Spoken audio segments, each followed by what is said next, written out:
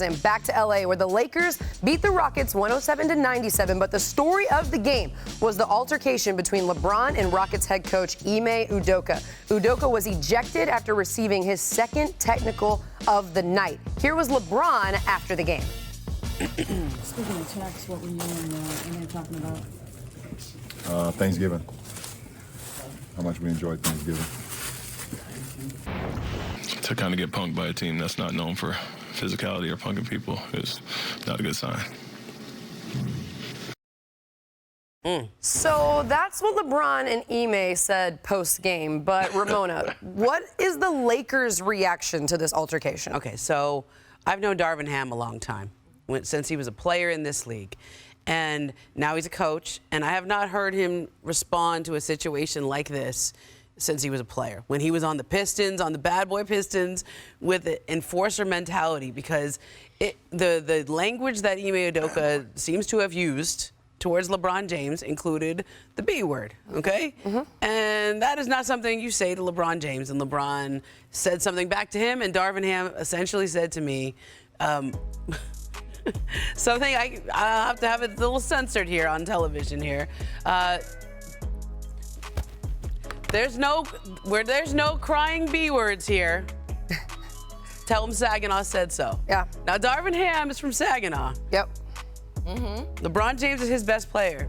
Yeah. When you come at his best player like that, there is a reaction. And I think everyone on the Lakers kind of knew what was said, but when the audio of some of that got around on social media and it was going viral yesterday, it was that landed. So there's going to be some things said between these two teams for years to come. Yeah, and we just had Marc Spears with us. Marc, I'm going to go to you. You've seen a lot in your time. You've heard a lot in your time. Are you surprised that Darvin Ham had that to say? Nah, I've seen Saginaw strong close up at hand. We got libations, me and Darvin, one time at a downtown Oakland watering hole. He wanted to listen to some hip hop. And this like 5'9" dude kept messing with him, talking trash to him, pestering him, and Darvin kept telling him to leave him alone. He didn't. So Darvin grabbed the man up like Lion King. And he held him up in the air for like 30 seconds. And he looked the man in the eyes and he said, "Are you done? Are you gonna stop now?" And the whole bar like shut down. The music stopped, everything. Whoa. And then Darvin brought him down, let the man go, and he ran out and took off, and I haven't seen the guy since.